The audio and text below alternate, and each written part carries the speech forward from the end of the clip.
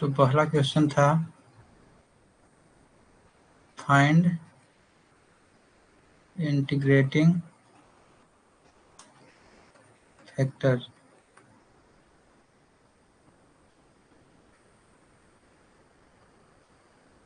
और dy by dx plus y by x equal to x square. इसमें 4 option दिए हुए थे। ऑप्शन ए दिया है एक्स स्क्वायर, ऑप्शन बी दिया है ई एक्स, ऑप्शन सी दिया है एक्स, ऑप्शन डी दिया है 1/x।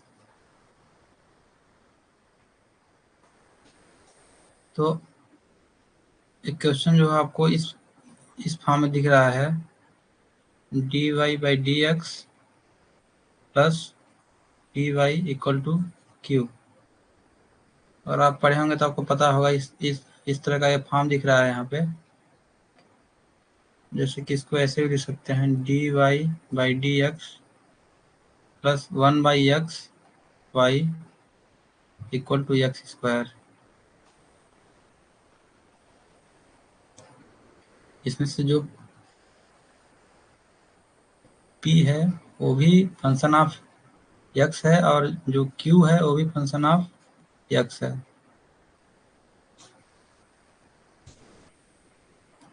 तो इंटीग्रेटिंग फैक्टर निकालने का फार्मूला है xp की पावर में integration of p dx।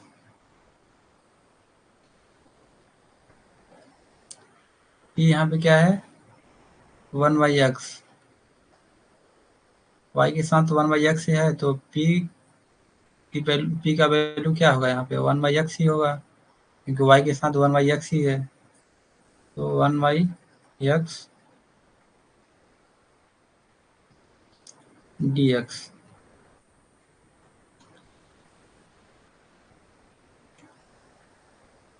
Integration of 1/x क्या होता है ln x।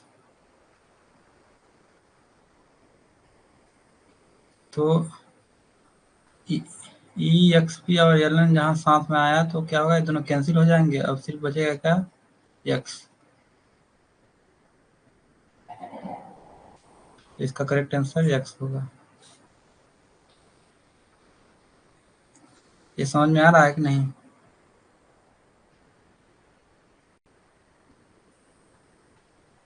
समझ में ना आया तो पूछिएगा।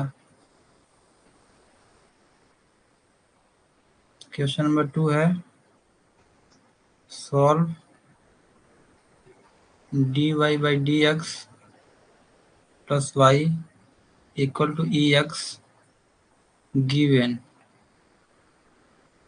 y0 equal to 0।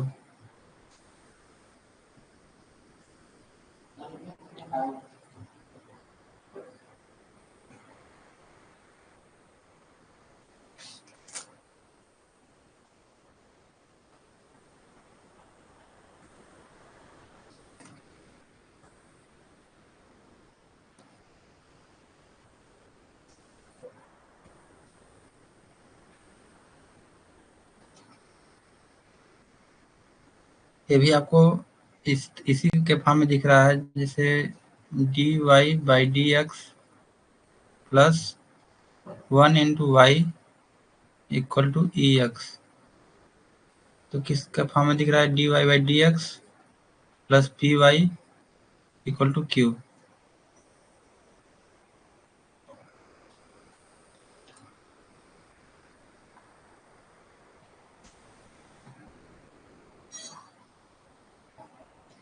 तो इसमें इसको सॉल्व करने का 2 स्टेप होता है। पहले स्टेप में क्या होता है, स्टेप 1 में पहले फाइंड आउट करेंगे इंटीग्रेटिंग फैक्टर जो कि निकालने का फॉर्मूला ये है exp integration of p dx।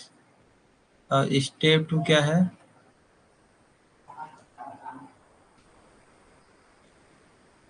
y into integrating factor equal to integration of q into integrating factor dx plus C. सबसे पहले हम क्या करेंगे, इंटीग्रेटिंग फैक्टर निकालेंगे इसका। तो इंटीग्रेटिंग फैक्टर निकालने के लिए E X P integration of P क्या है, यहाँ पे पी वाई के साथ 1 है तो पी यहाँ पे 1 है। डी एक्स 1 का इंटीग्रेशन क्या होता है, 1 का इंटीग्रेशन एक्स होता है।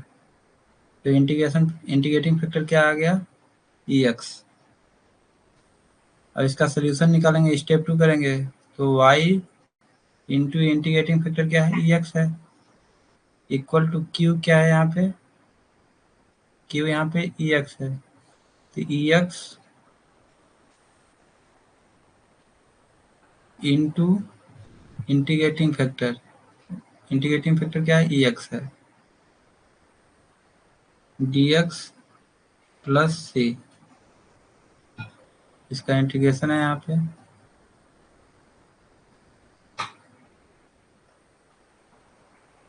तो क्या होगा यहाँ पे, e x Y equal to ये बन जाएगा ई 2x बन जाएगा, डी एक्स प्लस सी। नेक्स्ट स्लाइड में साथ सॉल्व करते हैं इसको।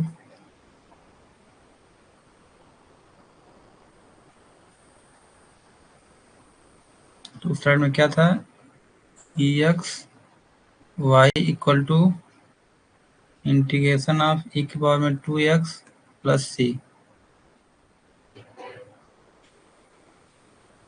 इसका इंटीग्रेशन क्या होगा, ई की पावर में 2x, जो ऊपर वाला टर्म है उसका नीचे डिवाइड है, इसका डिफ्रेंसिएशन निकाल करके।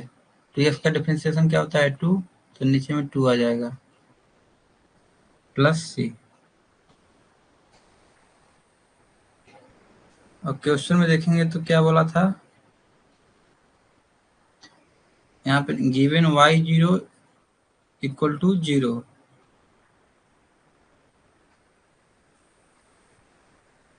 गिवन y0 इक्वल टू 0, ये जो वैल्यू होता है x का वैल्यू होता है। तो यहाँ पे ई एक्स की जगह 0, वाई को क्या दिया है 0 इंटू 0 इक्वल टू ई की पावर में 2 इंटू एक्स का वैल्यू क्या है 0 है, डिवाइड में 2 प्लस सी। तो यहाँ से क्या आएगा, सी का वैल्यू -12।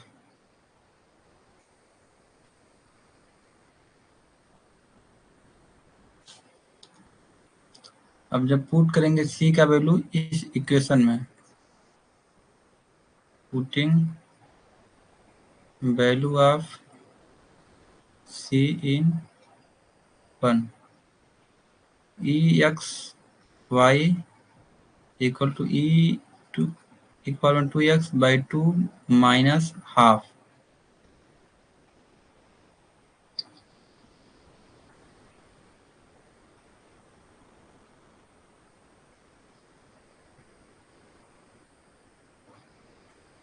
अब जब इसको सॉल्व करेंगे तो क्या आएगा, ई की पावर में x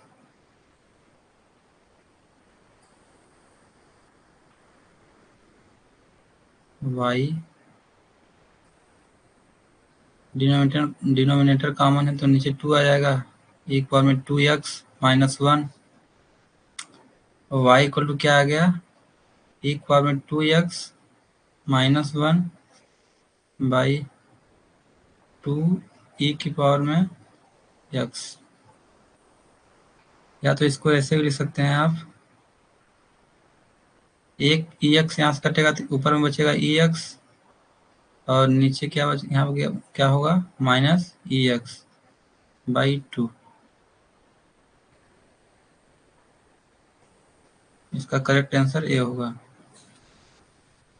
y equal to E की पावर में x माइनस ई की पावर यहाँ पे माइनस एक्स होगा, ये ऊपर जाएगा तो माइनस में चला जाएगा। इसको ये क्या होता है, इसको साइन हाइपरबोला एक्स।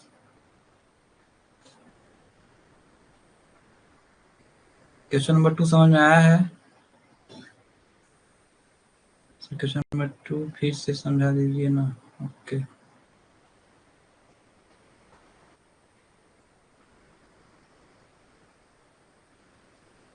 देखिए क्वेश्चन नंबर 2 में क्या बोला है, solve dy by D x plus Y equal to E x, और गिवन गिवन है y जीरो इक्वल टू 0। तो आप ये जो क्वेश्चन दिख रहा है इसके फॉर्म में दिख रहा है dy by D x plus p y equal to q. तो यहाँ पे p का वैल्यू क्या होगा, y के साथ 1 है तो p का वैल्यू यहाँ पे 1 होगा। यहाँ पे मैं लिखा हूँ,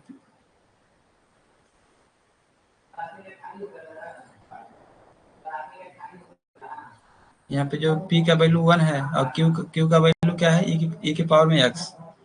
तो अगर इसका सोल्यूशन निकालना है, 2 स्टेप होता है। पहला स्टेप में क्या करते हैं, इंटीग्रेटिंग फैक्टर निकालते हैं। स्टेप 2 में इसका सोल्यूशन पूरा निकालते हैं। तो इंटीग्रेटिंग फैक्टर निकालने के लिए फार्मूला क्या है, इसको ई भी बोल सकते हैं, ई एक्स भी मैं लिखा हूँ तो इसको ई बोल सकते हैं आप। इसको ऐसे लिख सकते हैं ई पी डी एक्स। तो यहाँ पे पी का वैल्यू क्या दिया है, 1 दिया है। 1 का इंटीग्रेशन क्या होगा, अगर डी एक्स के रिस्पेक्ट में कर रहे हैं तो एक्स होगा। जैसे हम लिखे हैं इंटीग्रेटिंग फैक्टर निकाल रहे हैं, इसको ई बोलते हैं, मैं बता रहा हूँ बार बार, इसको ई बोलते हैं। और पी का वैल्यू 1 दिया है, 1 का इंटीग्रेटिंग करेंगे डी एक्स के रिस्पेक्ट में तो एक्स आएगा। तो ई की पावर में क्या हो जाएगा, एक्स हो जाएगा। फिर मैं क्या करूंगा, स्टेप 2 पर चला जाऊंगा। स्टेप 2 में क्या बोला है, y into integrating factor equal to integration of q into integrating factor D x plus C. तो यहाँ पे मैं वही किया हूँ, y लिख दिया हूँ, इंटीग्रेटिंग फैक्टर क्या है आया है, ई एक्स आया है, ई एक्स का मल्टीप्लाई किया हूँ मैं, equal to integration of q क्या दिया है यहाँ पे, ई एक्स दिया है, ई एक्स इंटू इंटीग्रेटिंग फैक्टर, यहाँ पे इंटीग्रेटिंग फैक्टर ई एक्स दिया है, उसका जो डी एक्स रिस्पेक्ट में इंटीग्रेटिंग करना है प्लस सी। अब इसका क्या हो जाएगा, ई एक्स इंटू वाई, इसको लिख दिया हूँ। अब क्या है, ई एक्स इंटू ई एक्स क्या हो जाएगा, ई की पावर में 2x हो जाएगा प्लस सी। अब यहाँ पे ई एक्स वाई जो पिछले स्लाइड से मैं उठाया हूँ, ई x Y equal to E की पावर में 2x प्लस सी। अब जब इसका इंटीग्रेशन करेंगे, ई एक्स का इंटीग्रेशन क्या होता है, ई एक्स ही होता है। तो ई एक्स का इंटीग्रेशन क्या होगा, ई एक्स हो गया, लेकिन इस ऊपर में क्या है, ई एक्स की जगह पर ई की पावर एक्स की जगह पे क्या है, यहाँ पे 2x है। जो अगर पावर में कुछ है तो उसका जो क्या करते हैं हम, डिवाइड करते हैं, डिनोमिनेटर इंटीग्रेशन में डिवाइड करते हैं। और अगर यही आपको डिफरेंशिएशन करना रहता है तो यहाँ पे मल्टीप्लाई करते हैं।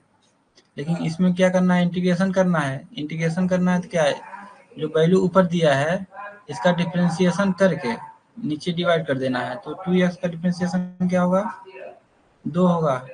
तो इसको मैं क्या किया हूँ, 2 से डिवाइड कर दिया हूँ। इंटीग्रेशन में डिफरेंशिएशन करने के बाद डिवाइड करना रहता है, और डिफरेंशिएशन में क्या, डिफरेंशिएशन करने के बाद मल्टीप्लाई करना रहता है। यहाँ पे इंटीग्रेशन करना है तो मैं डिवाइड किया हूँ 2 से।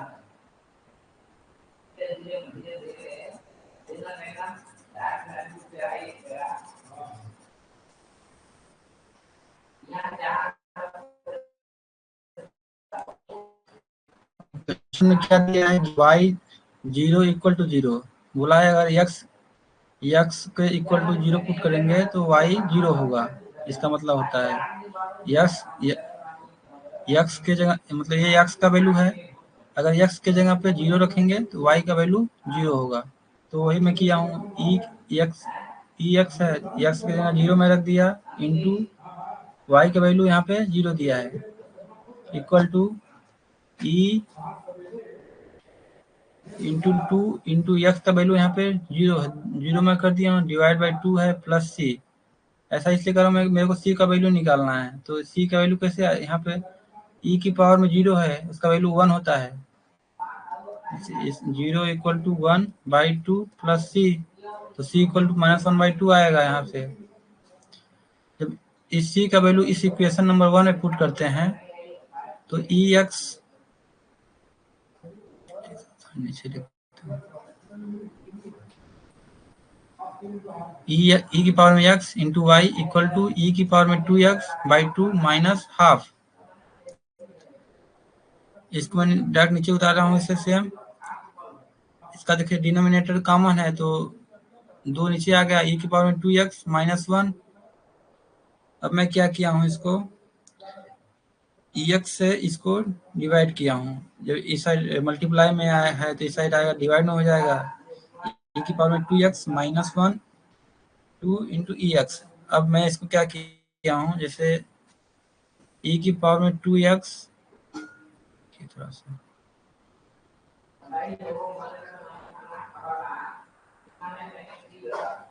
मान लीजिए 1/2 का बाहर कर दीजिए। e की पावर में 2x बाई e की पावर में x लिख सकते हैं माइनस e की पावर में x। जब ये ऊपर जाएगा इसको कैसे लिख, ये कैसे आया था, ex इंटू ex आया है। ये वाला टर्म जो है, ये वाला जो टर्म है, ये वाला जो टर्म है e की पावर में 2x क्या है, ex इंटू ex। तो ex कट गया तो यहाँ पे बचेगा सिर्फ ex। ये वाला जो ex से ऊपर जाएगा तो क्या हो जाएगा, e की पावर में माइनस x। वही तो मैं लिखा हूँ ex माइनस जो ये वाला टर्म है, ये माइनस e की पावर माइनस x। इसको यहाँ लिख दिया हूँ, डिवाइड बाई जो 1/2 कॉमन किया हूँ नीचे डिवाइड बाई 2 कर दिया हूँ। तो y इक्वल टू e की पावर में x माइनस e की पावर में माइनस x बाई 2। यही आपका है साइन एच एक्स। अगर e की पावर में x प्लस e की पावर माइनस x बाई 2 होता तो cos एच एक्स होता। ये समझ में आया अभी यूसुफ? समझ में आया कि नहीं?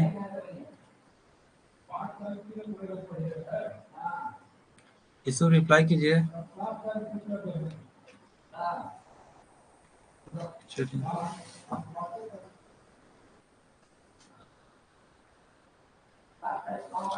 अगर एग्जाम दिए होंगे तो आपको पता होगा। इस क्वेश्चन में 4 ऑप्शन थे। ऑप्शन नंबर ए में दिया था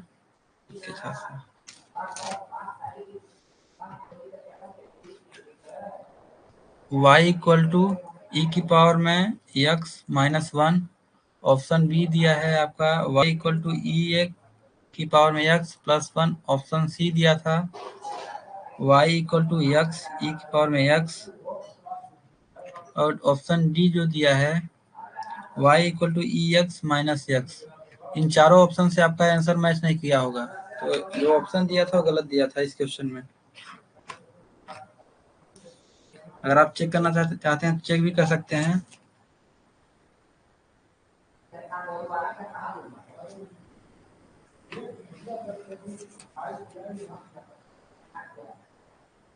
जैसे मैं आपको चेक करके दिखा रहा हूँ। ऑप्शन नंबर 1 मान लीजिए, ऑप्शन 1 मैं चेक कर रहा हूँ सही है कि नहीं। तो इसका जब डिफरेंशिएशन करेंगे तो क्या आएगा, dy by D x equal to E x.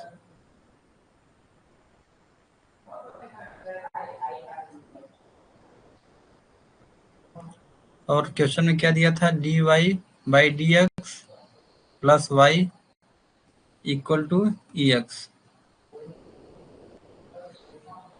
और dy बाई डी एक्स क्या दिया है, यहाँ पे क्या है, जब डिफरेंशिएशन किया है तो ई एक्स आया है प्लस y क्या दिया है, y यहाँ पे क्या दिया है, e की पावर में x minus 1 equal to E x. तो आपको क्या बराबर लग रहे हैं, नहीं e की पावर में 2x minus 1 equal to e की पावर में x। ये दोनों बराबर नहीं है, इसलिए ऑप्शन नंबर 1 यहाँ से गलत हो गया। और ऑप्शन नंबर बी जो दिया है,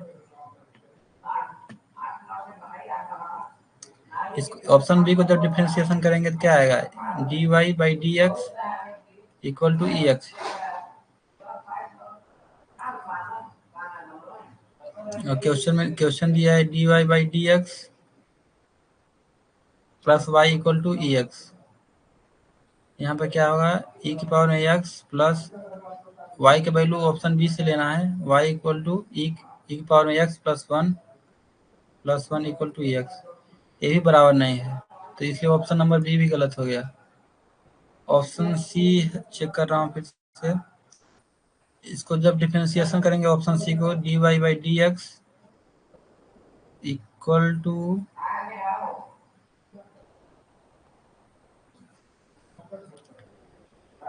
x into e x plus ई एक्स। डिफरेंशिएशन तो बनता ही होगा। डिफरेंशिएशन में क्या करते हैं, मान लीजिए इसको पहले पकड़ लेते हैं, इसका सेकंड फंक्शन पकड़ लेते हैं, तो पहले कॉमन एक फर्स्ट फंक्शन करेंगे, डिफरेंशिएशन का ई एक्स क्या होता है, ई एक्स ही होगा, फिर प्लस करेंगे, इसको कॉमन करेंगे, इसका डिफरेंशिएशन क्या होगा, 1 होगा, तो इंटू 1 इसका एक्स ई एक्स प्लस ई एक्स, ऐसा बनेगा। अपना क्वेश्चन में क्या है, D Y by D x plus Y equal to E x, और D Y by D X की जगह पे क्या क्या वैल्यू आया है, X E power X plus ई एक्स प्लस वाई का वैल्यू क्या है ऑप्शन सी में, X E x equal to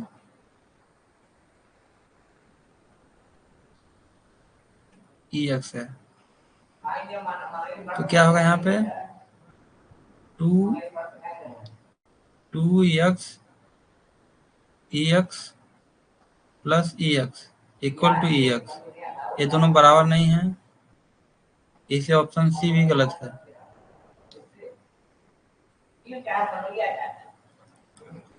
option D चलिए चेक करते हैं। ऑप्शन डी में क्या है, y equal to E X minus X, इसका जब डिफरेंशिएशन करेंगे, एक्स है यहाँ पे, D Y by D x equal to E X minus 1। Question है D Y by D x plus Y equal to E x, इसको जब put करेंगे तो क्या आएगा यहाँ पे,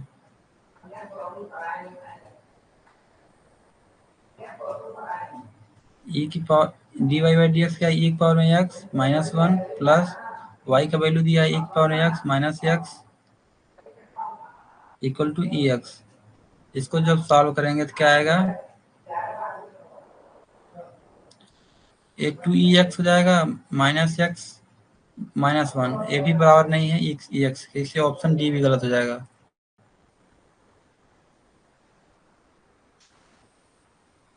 अब मैं अपना ऑप्शन चेक कराता हूँ, क्या मेरा आया था,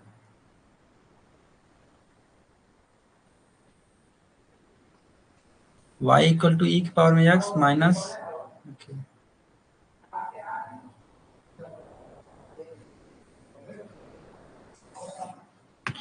y इक्वल टू ई की पावर में एक्स माइनस ई की पावर में माइनस एक्स बाई 2।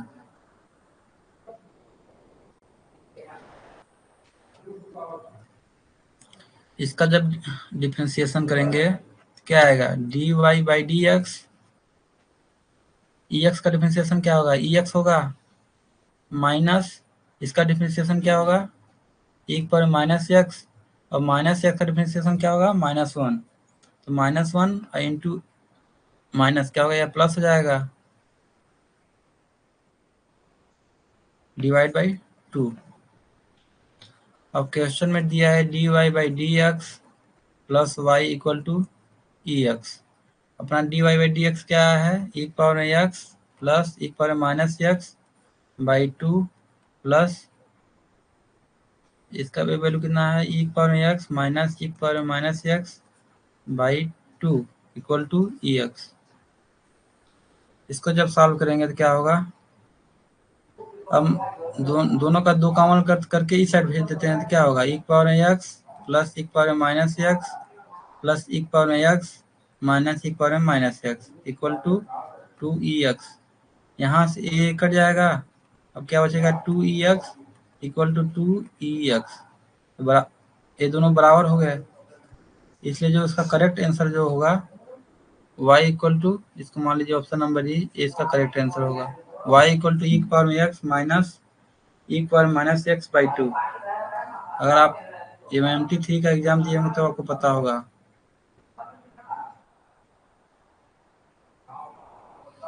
ये समझ में आया जो मैं बताया हूँ मैं कि जो ऑप्शन 4 दिए थे वो चारों ऑप्शन गलत थे। इसका ऑप्शन नंबर ई का करेक्ट आंसर होगा। y equal to e power x minus E power minus x by 2। इसको साइन हाइपरबोला एक्स भी बोलते हैं। एग्जाम में मान लीजिए ऑप्शन ए दे दिया, आपको फॉर्मूला याद नहीं रहेगा तो फिर कैसे टिक मारेंगे। सॉल्व किया, आपका आंसर इतना आया, लेकिन क्वेश्चन में दिया है sine h s cos h s x, तो आपको याद होना चाहिए।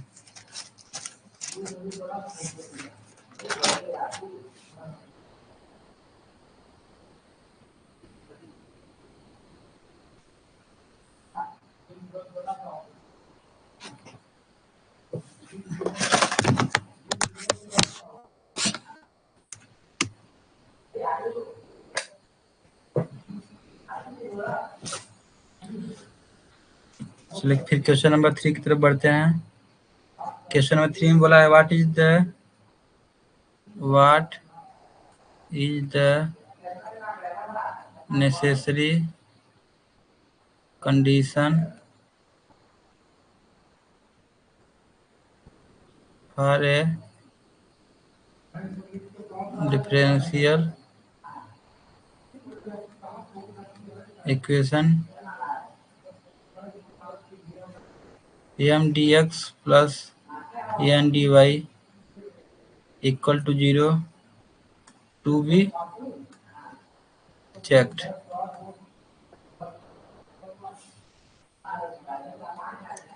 चार ऑप्शन दिया था। ऑप्शन ए दिया है del M by del X equal to del N by del Y. Option B दिया है del M by del Y equal to del N by del X. Option C दिया M equal to N. Option D दिया आपका equation must be homogeneous. Equation must be homogeneous. इसका correct answer ये होगा del M by del Y equal to del N by del x. ये आपको पता होना चाहिए, इसमें समझाने लायक कुछ नहीं है। देखिए क्वेश्चन 3 अगर एग्जैक्ट इक्वेशन होगा तो क्या होना चाहिए, del M by del Y equal to del N by del X. मैं इसका फॉर्मूला लिखा देता हूँ आपको।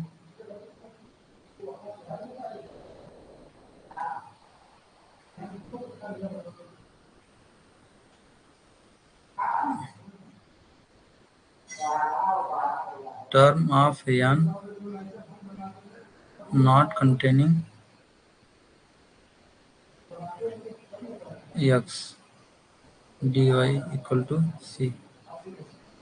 इसमें एम में जो वाई है उसको कांस्टेंट मान के चलना रहता है, ठीक है।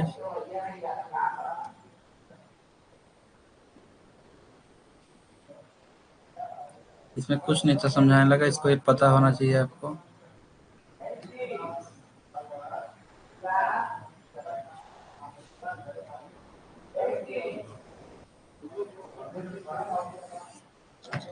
Question number 4 which of the following is a second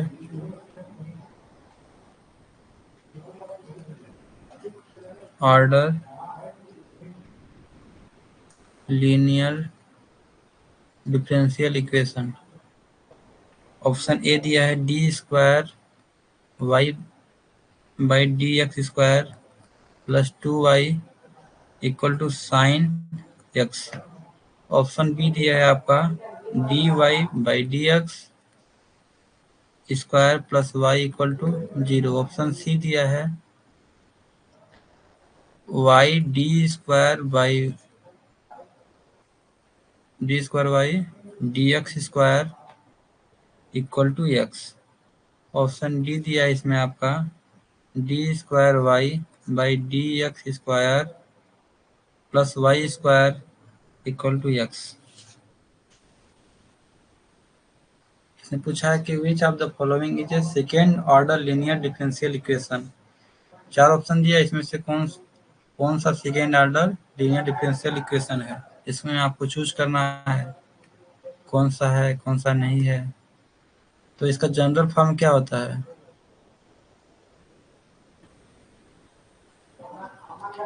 A x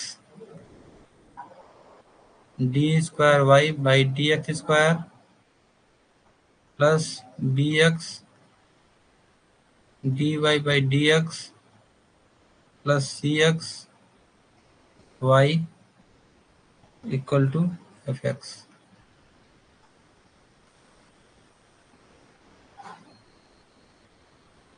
इसमें जो A X comma B X comma C X and F x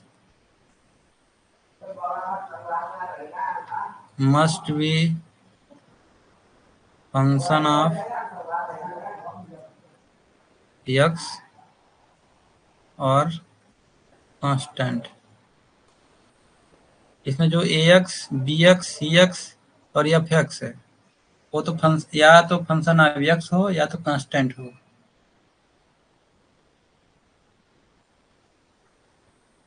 और क्या है?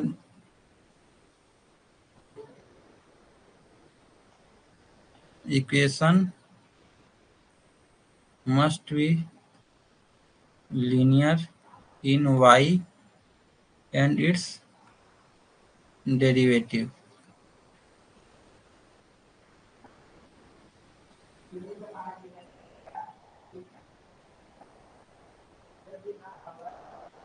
And derivative. और चलिए जो मेरे दिया उसे सिलेक्ट करता हूँ कौन सा ऑप्शन सही है कौन सा नहीं है। सेकेंड ऑर्डर बोला है तो कम से कम 2 बार डिफरेंशिएशन होना चाहिए, जो भी 4 ऑप्शन दिए हैं यहाँ पे। सेकेंड ऑर्डर बोला है मतलब जो फंक्शन दिया हो कम से कम 2 बार उसका डिफरेंशिएशन होना चाहिए। तो इसमें देखेंगे ये जो ऑप्शन ए दिया है वो 2 बार डिफरेंशिएशन हुआ है, तो यहाँ से सेकेंड ऑर्डर का तो काम हो गया है। अब चेक करना लीनियर है कि नहीं है। पहले आप भी इस फॉर्म में दे सकते हैं d square y d x square d Y by D x plus C x y f x. यहाँ पे मान लीजिए 0 होगा तो यहाँ पे क्या हो गया, ए वाला टर्म खत्म हो गया, क्योंकि मान लीजिए बी एक्स इक्वल टू मान लीजिए वहाँ पे 0 दिया है, ए वाला टर्म तो खत्म हो गया यहाँ पे, इससे तो कोई दिक्कत नहीं है यहाँ पे। Equation must be linear in y and its derivative. अब मैं आपको ऑप्शन ए छोड़ के चलता हूँ, क्यों ये तो मान लीजिए होगा इसका option number A. Option B क्यों नहीं होगा? क्योंकि यहाँ पे देखेंगे equation must be linear in y and derivative. तो यहाँ पे जो देखेंगे डिफरेंशिएशन एक बार हुआ लेकिन इसके पावर में 2 लग गया है, तो पावर 2 लग गया मतलब आर्डर एक है लेकिन इसका क्या है, आर्डर 1 है लेकिन ये क्या है, नॉन लीनियर है। आर्डर 1 नॉन लीनियर, क्योंकि इसके पावर डिफरेंशिएशन के पावर में 2 लग गया।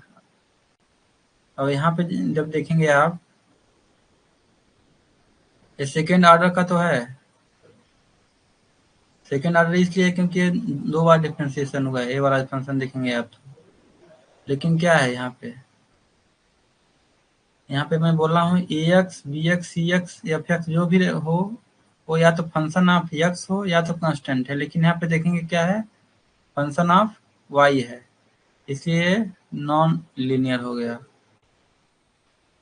अब इसको भी चेक करेंगे तो क्या है, यहाँ पे मैं लिखाया हूँ equation must be linear in y, लेकिन यहाँ पे क्या है, लीनियर नहीं है, इसके पावर में 2 लग गया मतलब लॉन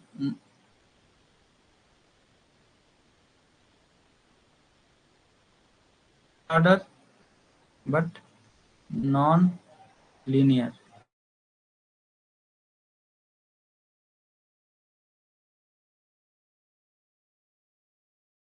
एक है यहाँ पे देखेंगे जो फंक्शन ऑफ एक्स है, इसलिए ऑप्शन नंबर ए करेक्ट है यहाँ पे।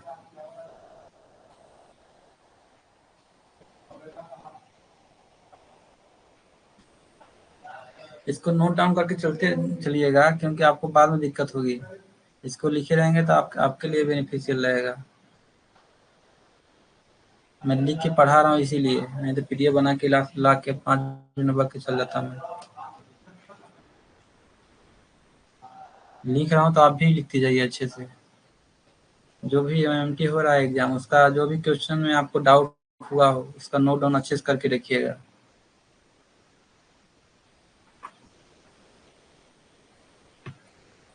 चलिए क्वेश्चन नंबर 5।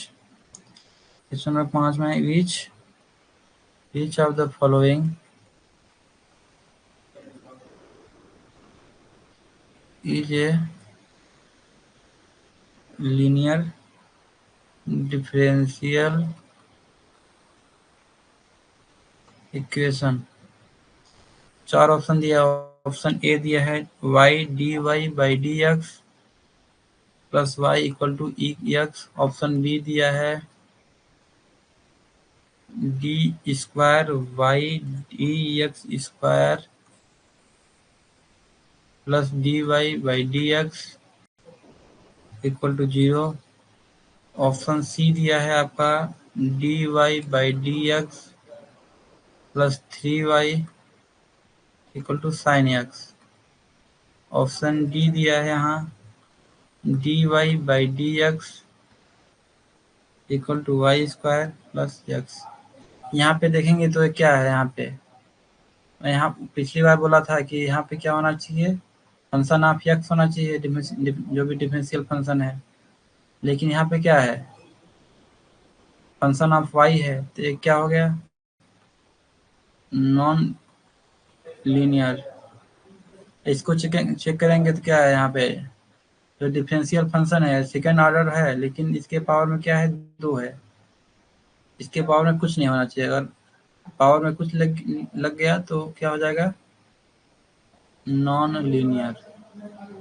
यहाँ पे चेक करेंगे, इसके पावर में कुछ नहीं है, ये फंक्शन ऑफ एक्स है, यहाँ पे कांस्टेंट है, या वाई के साथ भी कांस्टेंट है। या तो कांस्टेंट होना चाहिए या तो फंक्शन ऑफ एक्स होना चाहिए। यहाँ पे कांस्टेंट है, यहाँ पे कांस्टेंट है, यहाँ पे फंक्शन ऑफ एक्स है। तो हमारा सारा कंडीशन सेटिस्फाई कर रहा है, तो ये क्या है, लीनियर है। इसलिए ऑप्शन नंबर सी करेक्ट है। यहाँ पे चेक करेंगे तो क्या, मैं वहाँ पे बोला था जो भी y का फंक्शन रहेगा वो लीनियर होना चाहिए। यहाँ पे पावर लग गया तो क्या हो जाएगा, ये नॉन लीनियर।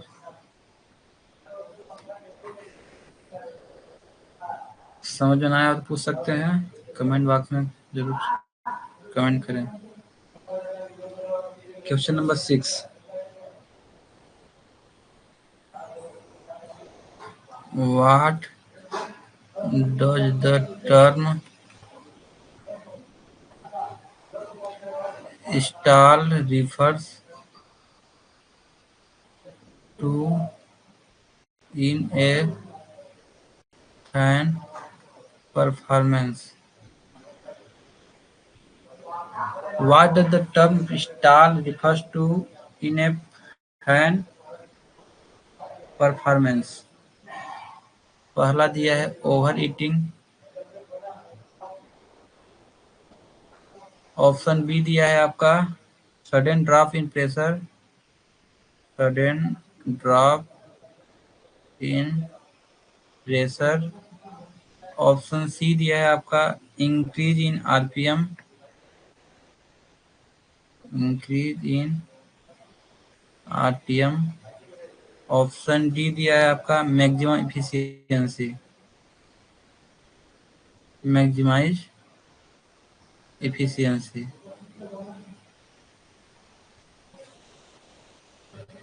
तो इसका क्या है, stall refers to a condition where there is a sharp drop in pressure in flow due to excessive blade angle।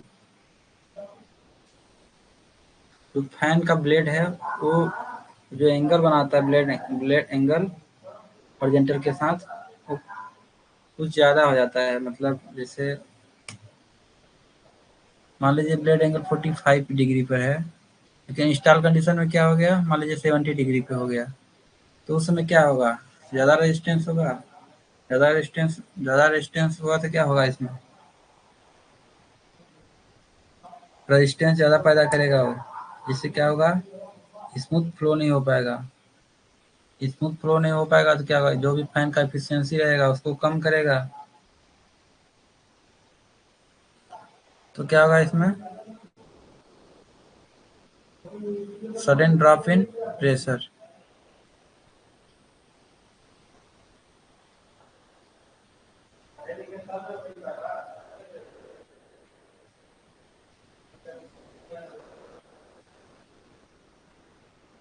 मैं लिखवा देता हूँ, stall is a condition where there is a sharp drop in pressure and quantity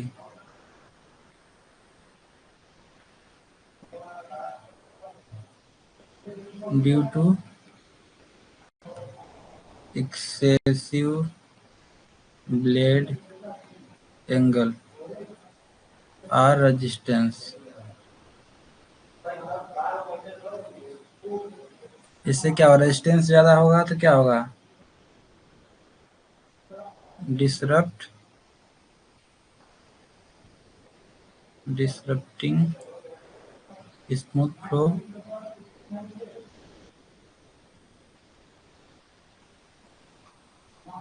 and reduce efficiency।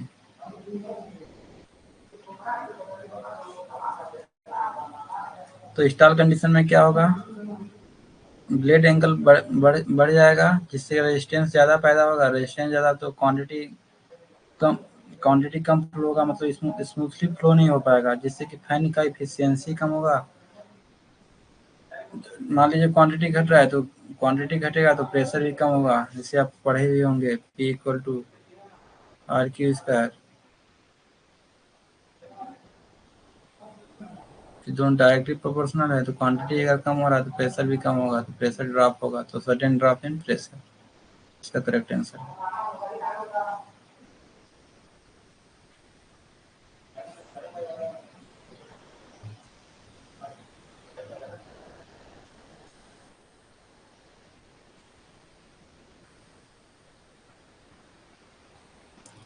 Question number 7, which fan components directly affect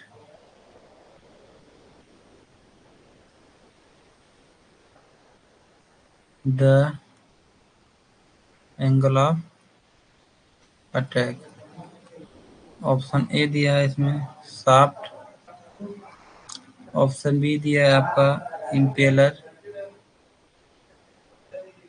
option C दिया है blade pitch,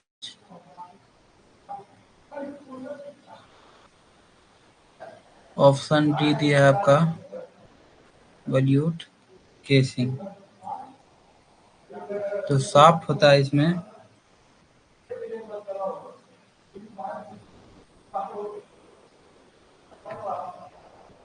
ये transmit करता है power को, transmit power, but does not control blade angle.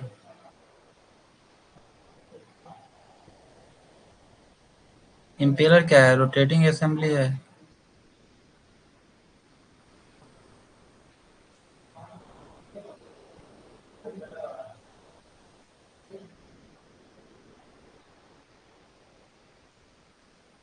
इसका correct answer है blade pitch. Blade pitch क्या करता है, इफेक्ट करता है एंगल ऑफ अटैक को।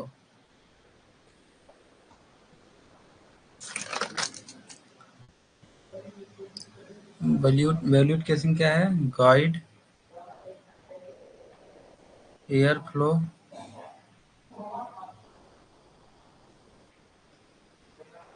ये भी क्या करता है, डज नॉट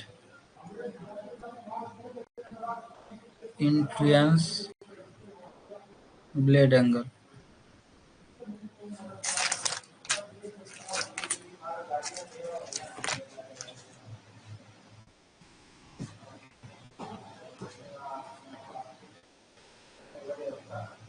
तो अब मैं इसको एक्सप्लेन करता हूँ.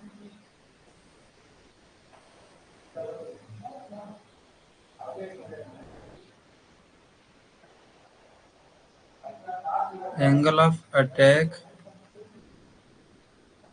is the angle between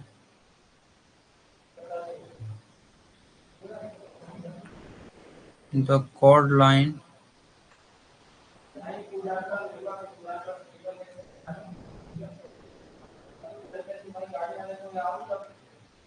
and the relative airflow direction. And the relative airflow direction.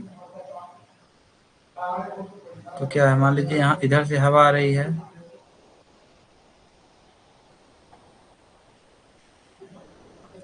तो मान लीजिए आपका एक ब्लेड है, इसको क्या बोलते हैं, जो सेंटर लाइन आती है इसको कोड लाइन बोलते हैं. और हॉरिजॉन्टल से इस कोड के बीच में जो एंगल बनता है, इसके इसी को बोलते हैं angle of attack.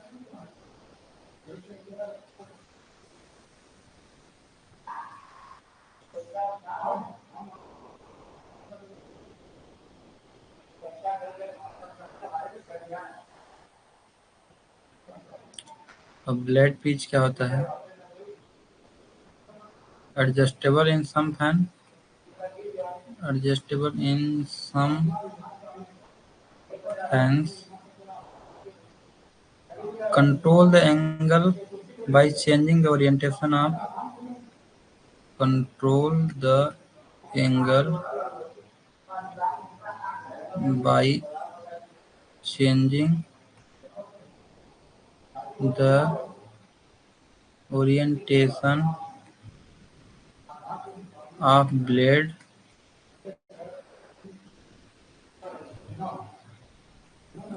related to the incoming air.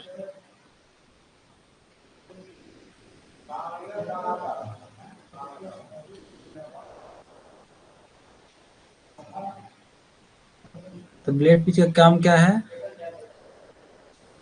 जो भी ब्लेड का ओरिएंटेशन रहता है with respect to incoming air, उसको चेंज करता है, जो मतलब एडजस्ट करता है कि एंगल ऑफ अटैक ज़्यादा ना हो,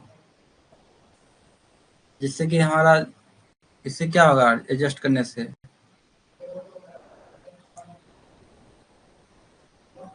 adjusting the blade pitch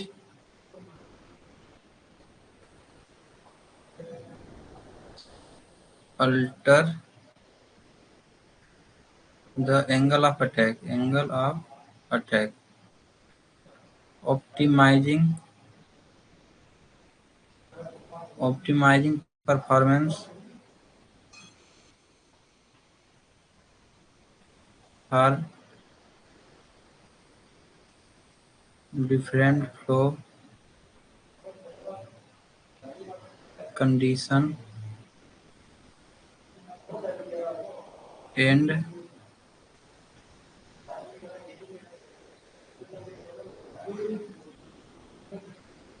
preventing stall condition.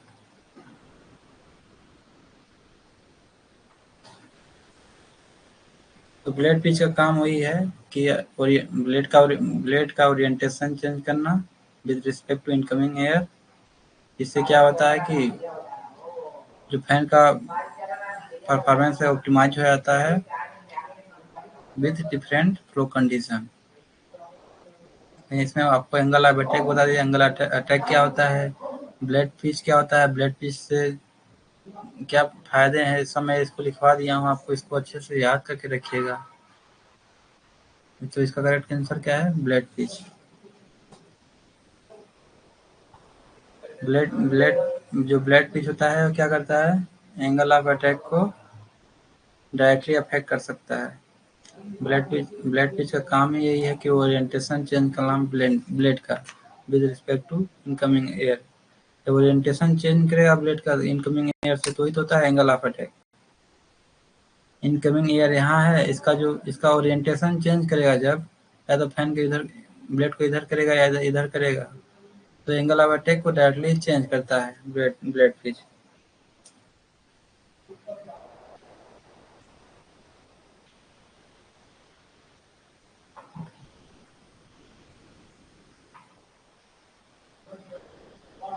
मान लीजिए आपका एक ब्लेड है, जो सेंटर लाइन गई है उसी को तो कोर लाइन ही बोलेंगे ना।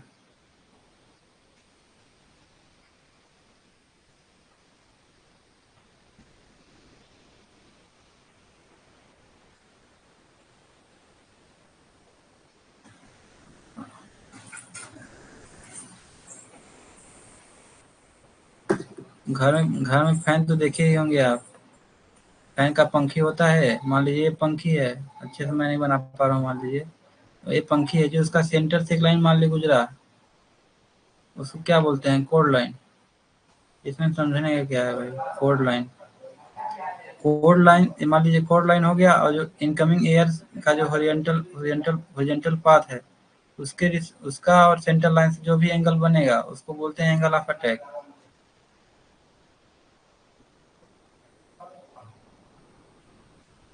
नीतीश, कोड लाइन समझ में आया?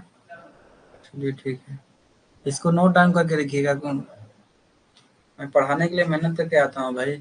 1 घंटे पढ़ाने के लिए मैं 2-3 घंटे मेहनत करता हूँ। मेरे को ये चीज़ लिखवाना है।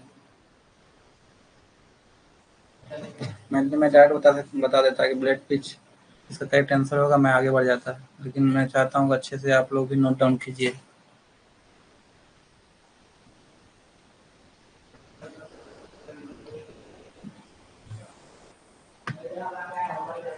Question number 8। What happen to static pressure if air flow is blocked completely? Is blocked completely? 4 option दिया है। ऑप्शन ए दिया है increases to maximum. Option B दिया है decreases to minimum. Option C दिया है आपका रिमेन कांस्टेंट। ऑप्शन डी दिया है आपका बिकम नेगेटिव।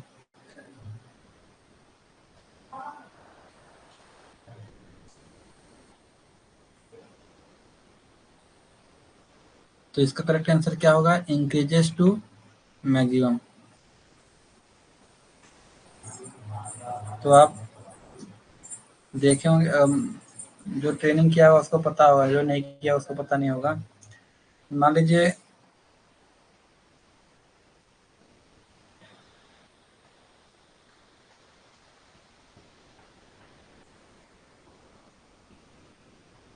यहाँ पे, मान लीजिए माइंस माइंस का वर्किंग हो रहा है, ये माइंस चल रहा है, यहाँ से इनकमिंग एयर आ रहा है, यहाँ पे मान लीजिए फैन लगा है, ये आपका रिटर्न है।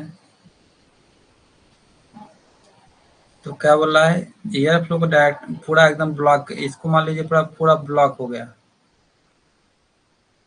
क्वेश्चन नहीं बोला ना, what happen to static pressure if air flow is block completely. यहाँ पे ब्लॉक जब हो जाएगा तो क्या होगा? यहाँ पे फैन पे एकदम प्रेशर बढ़ेगा, क्योंकि उसको हवा तो खींचना है। एकदम ब्लॉक हो गया तो क्या होगा? इसका फैन का प्रेशर एकदम अचानक से बढ़ जाएगा।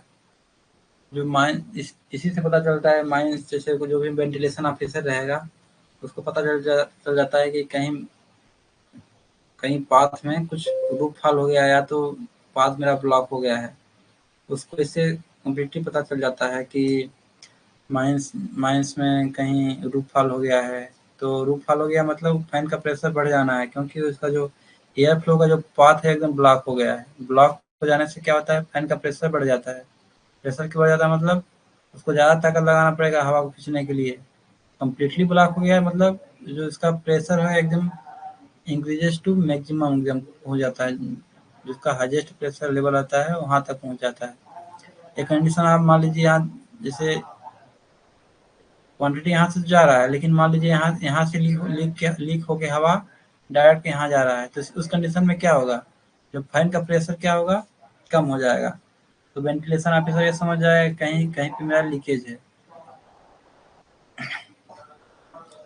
फैन का एक नॉर्मल प्रेशर होता है, मान लीजिए उस प्रेशर से जो फैन प्रेशर कम दिखा रहा है, तो वो समझ जाएगा कहीं पे मेरा लीकेज हो गया है इनटेक में।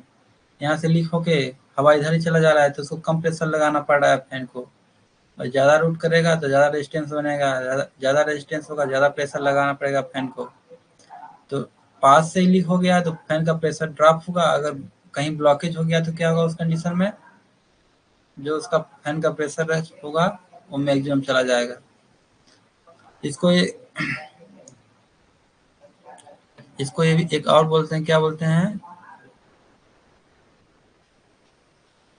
ओके मैं डायग्राम में टाइप लिखता हूँ। ये समझ में आया ना, इसका प्रेशर क्यों बढ़ रहा है, कब इसका प्रेशर कम होगा कम नहीं होगा। भाई मान लीजिए कोई वेंटिलेशन ऑफिसर बना है तो मतलब हरदम माइंस के जो पाथ होता है उसमें घूमता थोड़ी रहेगा, वो फैन प्रेशर से पता कर लेता है कि कहाँ पे माइंस में क्या हो रहा है। प्रेशर ड्रॉप हो रहा है मतलब लीकेज हुआ है, प्रेशर बढ़ गया मतलब कहीं पर ब्लॉकेज हुआ है। एक कम्प्लीटली ब्लॉक हो गया मतलब जो उसका फैन का प्रेशर रहेगा एकदम मैक्सिमम पर पहुंच जाएगा। इसको क्या बोलते हैं, open call shut off pressure, shut off pressure. इस कंडीशन में क्या बोलते हैं, इसको क्या बोलते हैं, शट ऑफ प्रेशर भी बोलते हैं। जो कम्प्लीटली ब्लॉक हो जाएगा और जो प्रेशर है एकदम मैक्सिमम मैक्सिमम पहुंच गया तो उसको शट ऑफ प्रेशर भी बोलते हैं। ना समझ में आए तो इसको पूछ सकते हैं, आप पूछिएगा तभी तो मैं कुछ बताऊंगा। तो मेरे को लगेगा आप सब समझ रहे हैं। 21 ऑप्शन ए। चलिए ठीक है। क्वेश्चन नंबर 9 है, what is the effect of increasing air density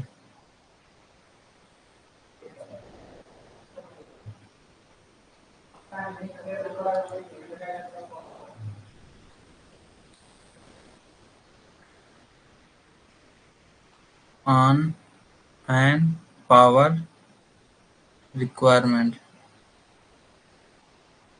option A दिया है आपका नो इफेक्ट, ऑप्शन बी दिया है increases power requirement, increases power requirement, option C दिया है आपका decreases power requirement, power requirement, option D दिया है आपका रिड्यूसेस रेजिस्टेंस। इसमें क्या होगा, increases power requirement. Power requirement क्या होगा, पावर क्या होता है, पी इंटू क्यू। क्या होता है प्रेशर, प्रेशर क्या होता है रो जी एच। ये क्या होता है, डेंसिटी होता है। जब डेंसिटी बढ़ेगा तो पावर भी बढ़ेगा। हायर डेंसिटी मतलब क्या होता है, more mass is moved per unit volume. ये तो फार्मूला के टर्म में हो गया। अब एक टर्म में और देख लीजिए, higher density means more mass is moved per unit volume।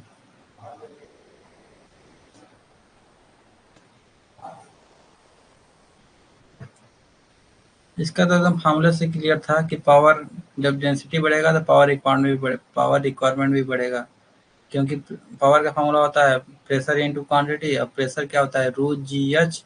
रो मतलब डेंसिटी, जी में acceleration due to gravity, h आपका हाइट हो गया। डेंसिटी ऑफ एयर, डेंसिटी हवा की बढ़ रही है तो मतलब प्रेशर भी बढ़ रहा है उस समय। और क्वांटिटी क्वांटिटी जो भी जा रहा हो, मान लीजिए प्रेशर बढ़ेगा तो पावर भी बढ़ेगा। क्वेश्चन नंबर 9 का करेक्ट आंसर क्या होगा, increases power requirement.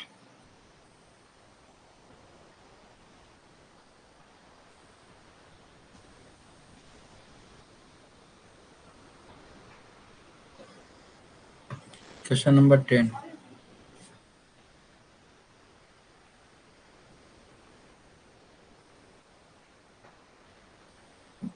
why is system characteristic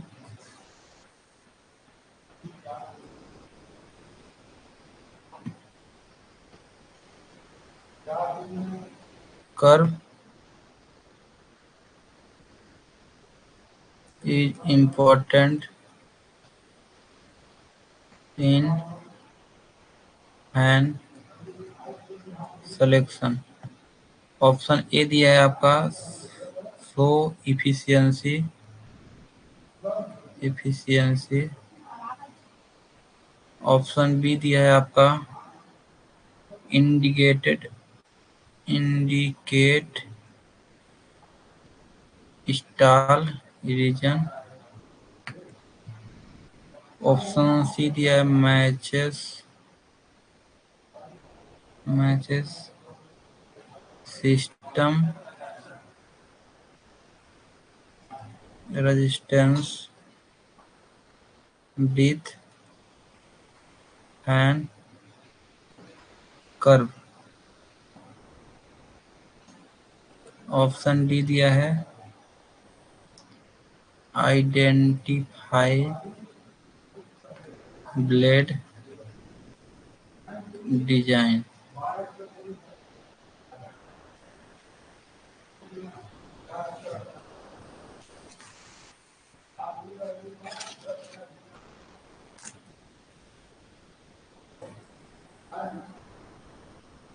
तो इसका जो करेक्ट आंसर क्या है, matches system resistance with fan curve.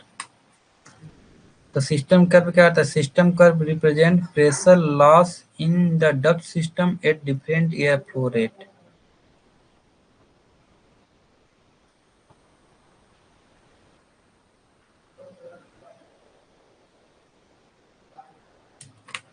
और यहाँ पे आप ये जो ऑप्शन दिए हैं, ये तीनों जो ऑप्शन दिए हैं, show efficiency, indicate star region, identify blade design, ये सब क्या करता है, ये फैन फैन कर्व से पता चलता है।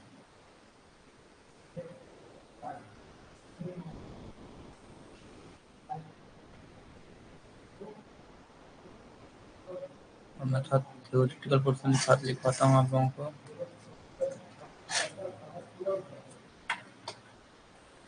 System curve represent pressure loss in the duct system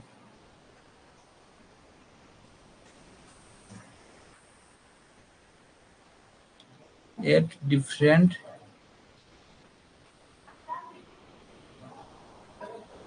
flow rate. The fan performance curve shows how much pressure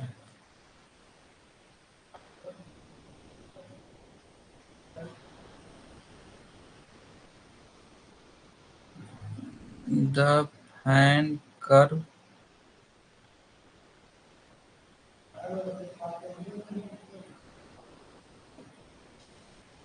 the fan can how much pressure the fan can generate at various flow rate। इसमें क्या है, fan performance curve क्या बोलता है कि how much pressure A fan can generate at various flow rate. मान लीजिए flow rate change हो रहा है तो उस समय आपका जो कर्व किस तरह की कर्व कैसा बन रहा है उसको शो करता है। जो सिस्टम कर्व क्या होता है,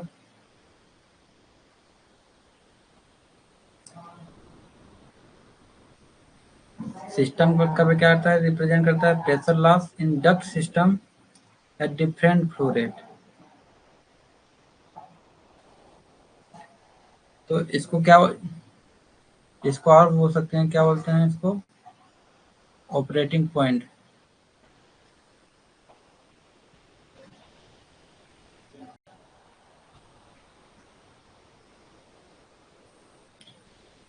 ऑपरेटिंग पॉइंट नेसेसरी क्यों है, क्योंकि इस आपको स्टेबल कंडीशन का इससे पता चलता है कि नेसेसरी कंडीशन नेसेसरी कितना है, कितना किस प्रेशर में मेरे को माइंस चलाना है, कितना क्वांटिटी मेरे को भेजना है, इससे मेरे को ऑपरेटिंग पॉइंट से ही पता चलता है।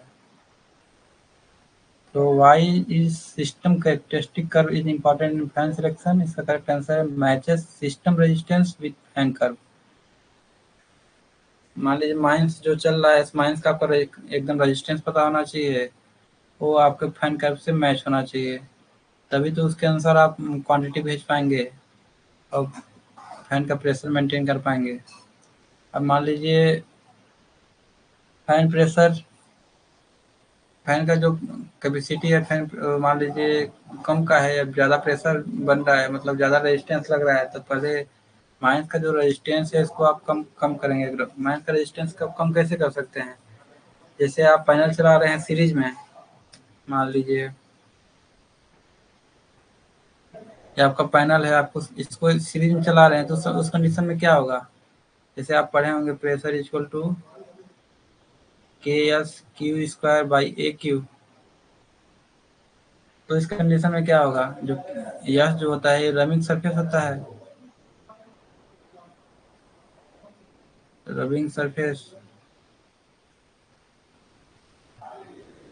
तो सीरीज में न चलाने के बजाय क्या करेंगे, हम पैरेलल में चला देंगे। पैरेलल में क्या होता है, रेजिस्टेंस कम लगता है, क्योंकि लेंथ जो रबिंग सरफेस क्या होता है, पेरीमीटर इनटू लेंथ। जब सीरीज में चलाएंगे तो लेंथ ज़्यादा रहेगा, लेंथ ज़्यादा रहेगा तो रेजिस्टेंस ज़्यादा लगेगा। अब पैरेलल में चला देंगे रेजिस्टेंस कम हो जाएगा, जब रेजिस्टेंस कम होगा तब फैन का प्रेशर कम होगा। तो उस समय आप जो भी हम आपका नेसेसरी कंडीशन रहेगा उसके अनुसार हम मैच करेंगे कि हमारा रेजिस्टेंस जो सिस्टम का रेजिस्टेंस है वो फैन की कर्व के साथ मैच कर रहा है कि नहीं कर रहा है। उसी तरह का हम फैन का सिलेक्शन करेंगे। तो इसका जो करेक्ट आंसर है why system characteristic curve is important in fan selection. इसका करेक्ट आंसर है matches system resistance with fan curve.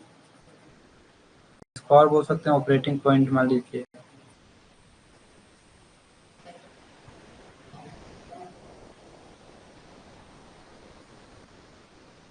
हमने लिखवाते हैं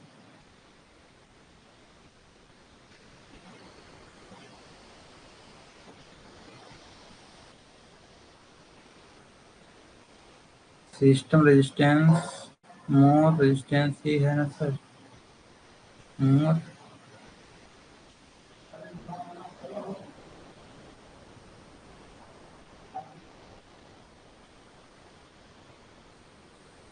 फैन प्रेशर वाटर गैस से आइडिया लगाएगा ना सर, हाँ वाटर गैस से पता चलता है।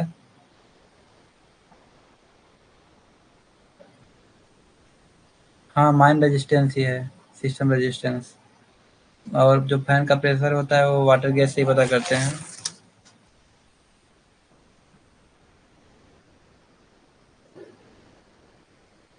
चलिए यार 10 क्वेश्चन हुआ ऐसे ही।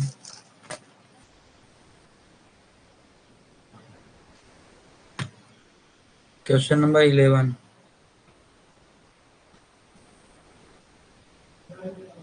11 में दिया है प्रेशर दिया है आपका 0.45 किलो पास्कल। मतलब एक फैन जनरेट करता है कितना प्रेशर 0.45 किलो पास्कल एंड करता है डिलीवर क्वांटिटी कितना डिलीवर करता है 126,000 metre cube per our.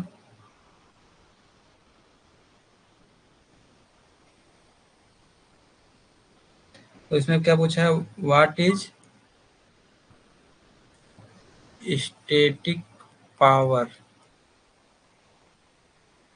Developed by fan. Kilowatt में पूछा है तो सोल्यूशन पावर इक्वल टू क्या होता है P इंटू क्यू। P मेरा दिया है 0.45 किलो पास्कल। मैं इसको किलो पास्कल को पास्कल में इसलिए नहीं चेंज कर रहा हूँ क्योंकि किलोवाट में पूछा है, इसको इसमें रहने दे रहा हूँ मैं। नहीं तो आपको पूरा एसआई नोट में लेके चलना है, किलो में सब हटा के, क्योंकि आपको कंफ्यूजन ना हो लास्ट में यूनिट कन्वर्जन में। यहाँ पे 126,000 मीटर क्यूब पर आवर में है, इसको क्या करना है मेरे को मीटर क्यूब पर सेकेंड में करना है। तो 1 आवर इक्वल टू क्या होता है 3600 सेकेंड होता है। इसको इसको आर को मिटा दीजिए, हटा दीजिए। तो इसको सॉल्व करेंगे तो कितना आएगा 15.75 किलोवाट।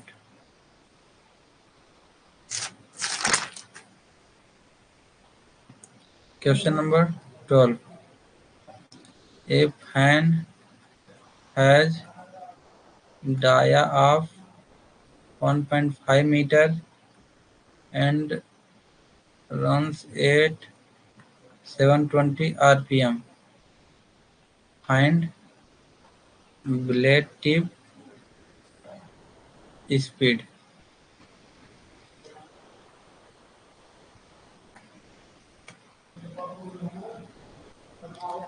इसको और क्या बोल सकते हैं ब्लेड टिप स्पीड या वेलोसिटी मान लीजिए जो भी है। इसको और बोल सकते हैं पेरिफेरल वेलोसिटी,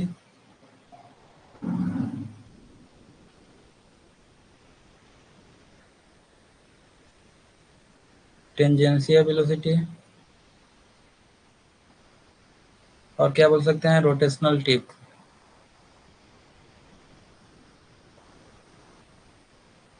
ब्लेड टिप को पेरिफेरल भी बोल सकते हैं, क्वेश्चन में पूछ सकता है व्हाट इज पेरिफेरल वेलोसिटी, तो वही सेम फार्मूला लगाएंगे। टेंजेंशियल बोलेंगे फिर भी वही लगाएंगे, रोटेशनल बोलेंगे तो वही लगाएंगे। तो क्या होता है formula v equal to pi D N by 60।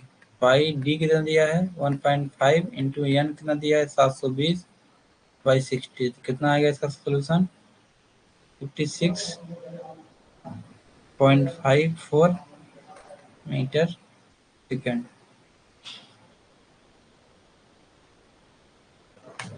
इस वन आया 11 आउट ऑफ ना।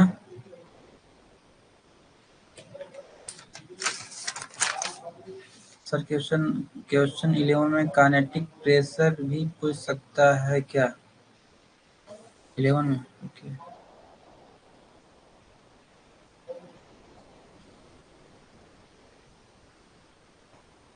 काइनेटिक प्रेशर क्यों पूछेगा?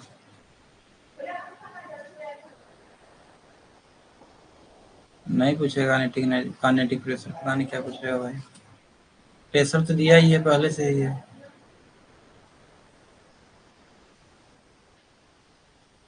काइनेटिक प्रेशर क्यों पूछेगा, प्रेशर तो दिया ही है इसमें।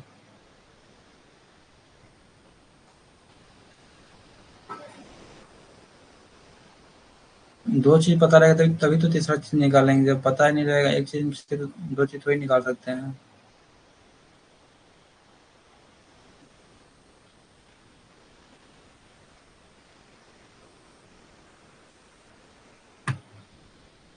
क्वेश्चन नंबर 13 बोला है calculate horizontal component of a 250 Newton force acting at 60 degree.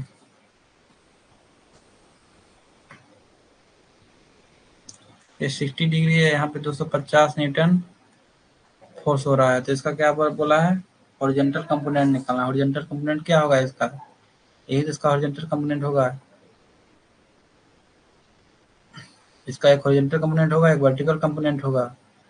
तो इसका जो हॉरिजॉन्टल कंपोनेंट क्या होगा, 250 cos 60। जिसके साथ एंगल लगा रहेगा उसको cos बोलेंगे, जिसके साथ एंगल नहीं लगा रहेगा उसको sin बोलेंगे। इसको क्या बोलेंगे, 250 sin 60। इसके साथ एंगल नहीं लगा है, एंगल इसके साथ लगा है cos, तो जिसके साथ एंगल लगा रहेगा उसको cos कंपोनेंट बोलेंगे, जिसके साथ एंगल नहीं लगा है उसको sin कंपोनेंट बोलेंगे। तो इसको सॉल्व करेंगे तो क्या आएगा, 250 cos 60, cos 60 1/2 होता है, तो 250 इंटू 1/2 इक्वल टू 125 न्यूटन।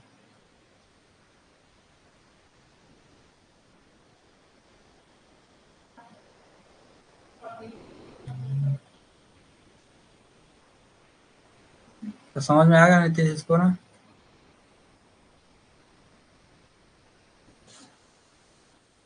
और पढ़ना है कि वो बंद करें अभी नीतीश, ताकि सारे लोग गायब हो चुके हैं।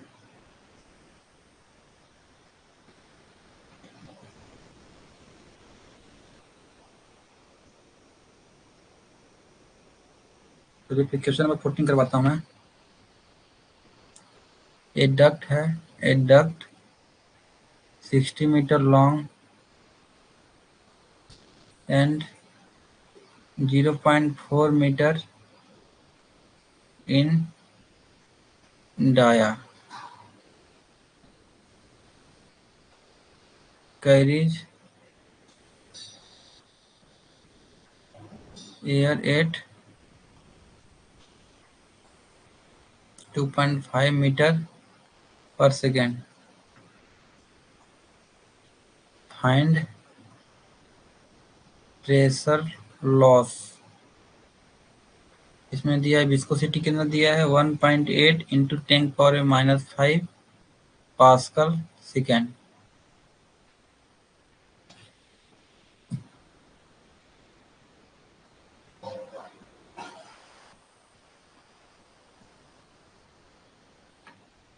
इसमें मेरे को क्या बोला है, प्रेशर लॉस निकालना है, कितना प्रेशर लॉस हो रहा है। और इसमें जो मेरा डक्ट का जो लंबाई है 60 मीटर का है। थोड़ा रुकिएगा लाइन पे।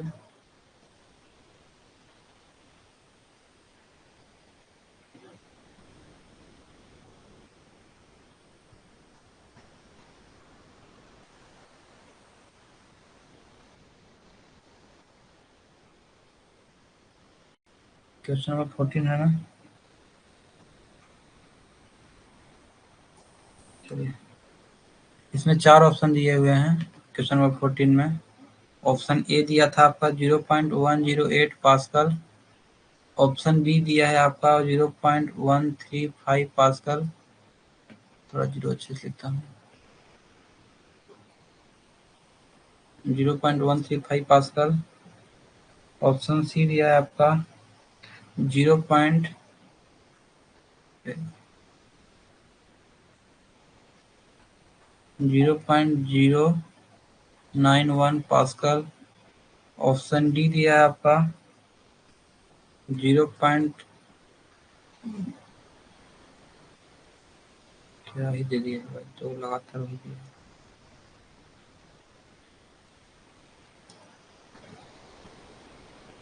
ऑप्शन ए दे दिया है, ऑप्शन डी भी।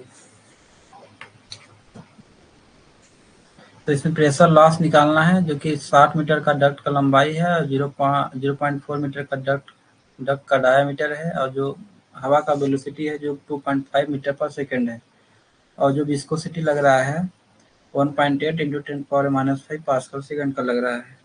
अब मेरे को पास प्रेशर लॉस निकालना है इसमें, तो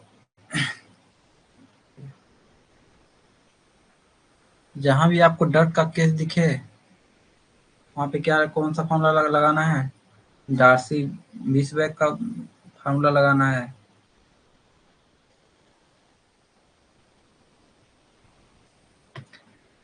तो अकॉर्डिंग टू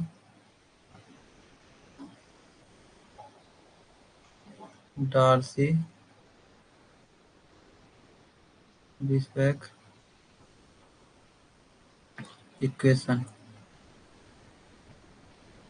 प्रेशर लॉस का फॉर्मूला क्या होता है, F L rho V square by 2d। यहाँ पे मेरे को एफ निकालना पड़ेगा सबसे पहले, या और एफ कैसे निकालेंगे, पहले एफ एफ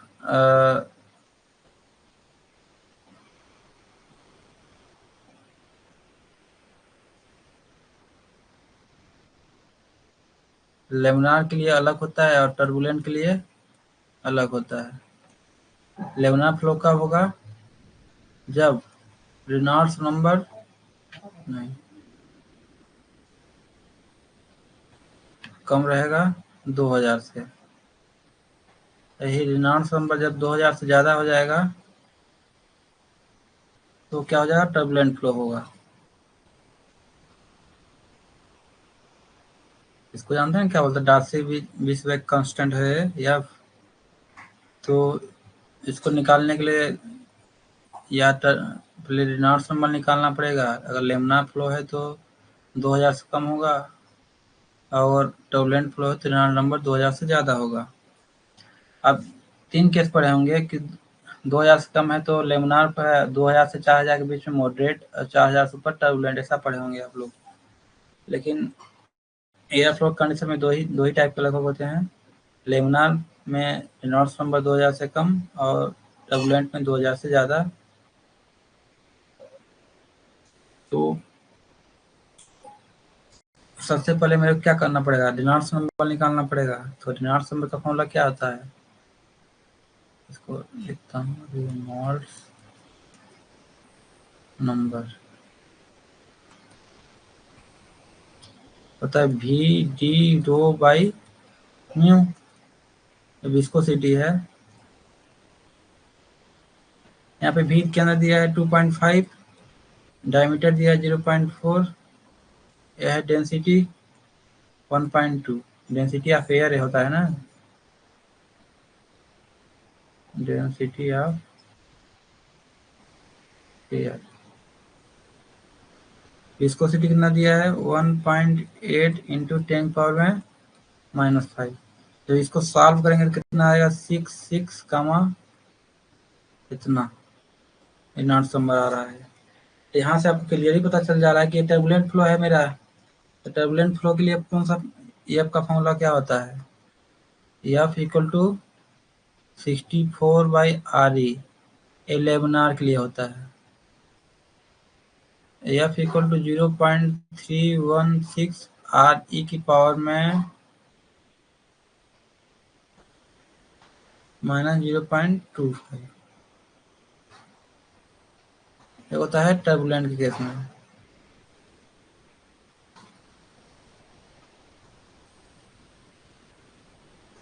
तो मेरा टर्बुलेंट का केस है, तो ये आपका ये फॉर्मूला लगाएंगे 0.316 RE आपका क्या है, इतना है -0.25। जब इसको सॉल्व करेंगे तो आपका एफ आ जाएगा 0.0196। अब मेरे को एफ निकल गया, लेंथ दिया है, डेंसिटी पता ही है, वेलोसिटी भी दिया है, डायमीटर भी दिया है।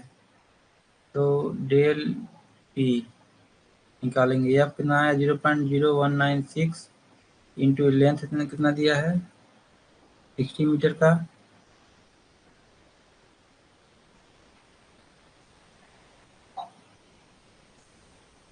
और डेंसिटी दिया है 1.2 का, इंटू भी कितना दिया है 2.5 का स्क्वायर बाई 2 इंटू डायमीटर दिया है 0.4। इसको जब सॉल्व करेंगे तो आएगा 11.08 पास्कल।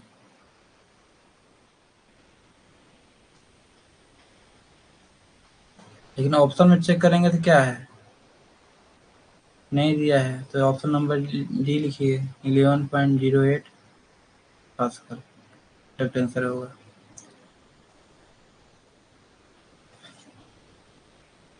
यहाँ पे आपको ये भी देखना है कि जो इक्वेशन पढ़े होंगे पैसिवली इक्वेशन, वो लेमिनार के लिए सिर्फ यूज होता है। उसको सबसे पहले अगर उस इक्वेशन को लगाने से पहले आपको चेक करना पड़ेगा कि मेरा जो फ्लो है वो लेमिनार है कि नहीं है। अगर लेमिनार नहीं है तो उसको उसको यूज नहीं करना है, उससे आपका आंसर जो है गलत आ जाएगा। लेमिनार के केस में ही पैसिवली इक्वेशन लगाएंगे, जो होता है del P equal to 8 Q viscosity into L by pi R power 4। ये जो पैसिवली इक्वेशन है लेमिनार के कंडीशन में ही लगाएंगे। लेकिन ये जो इसको जब सॉल्व करेंगे तो आपका टर्बुलेंट का केस बन रहा है, टर्बुलेंट के केस में उसको यूज नहीं करेंगे। समझ रहे हैं इसको? तो सर जो ऑप्शन दिए हैं वो एकदम मैच ही नहीं कर रहा है। इसका जो करेक्ट आंसर होगा 11.08 पास्कल।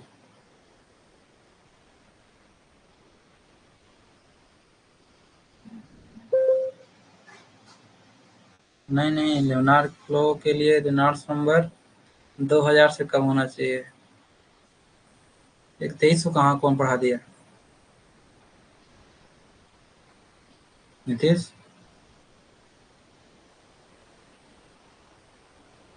23 को कौन पढ़ा है?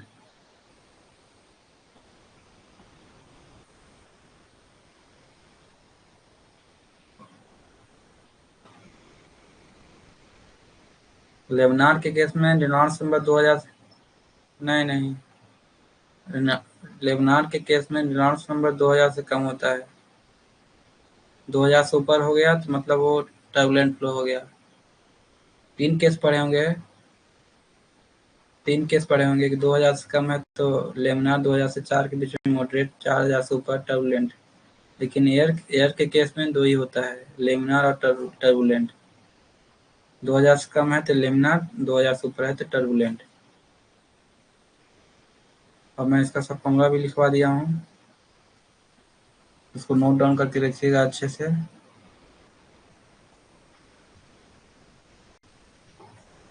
ठीक है नीतीश, गुड नाइट। आज के सेशन यहीं पे स्टार्ट करते हैं, एंड करते हैं। नीतीश समझ में आया आज का सेशन?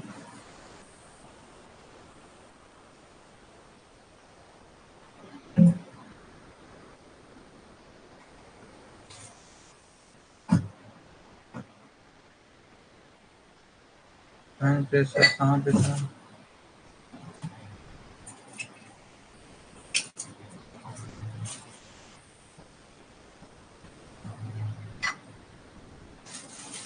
Question number 11।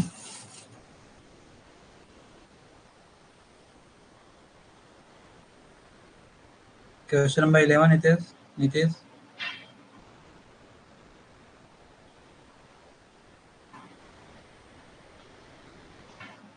इसमें क्या है? क्वेश्चन नंबर 11 में क्या बोला था? एक वेंटिलेशन फैन है जो जनरेट करता है प्रेशर कितना, 450 पास्कल का, मतलब 0.45 किलो पास्कल का, और उस प्रेशर पे कितना डिलीवर करता है quantity, 1,26,000 metre cube per hour. तो इसमें पूछा है स्टैटिक पावर क्या होगा। कुछ भी पावर पूछे, बस पावर का फॉर्मूला यूज कीजिए, power equal to pressure into quantity. Pressure मेरा दिया है 0.45 किलो पास्कल इंटू 1,26,000 मीटर की पर आवर क्वांटिटी डिलीवर कर रहा है उस प्रेशर पे। तो सबसे पहले क्या करना है आपको, मीटर क्यूब पर आवर को मीटर क्यूब पर सेकेंड में लाना है। जब इसको सॉल्व करेंगे तो आपका जो आएगा 15.75 किलोवाट। तो इसमें कुछ था नहीं, पावर का फॉर्मूला यूज करना था बस।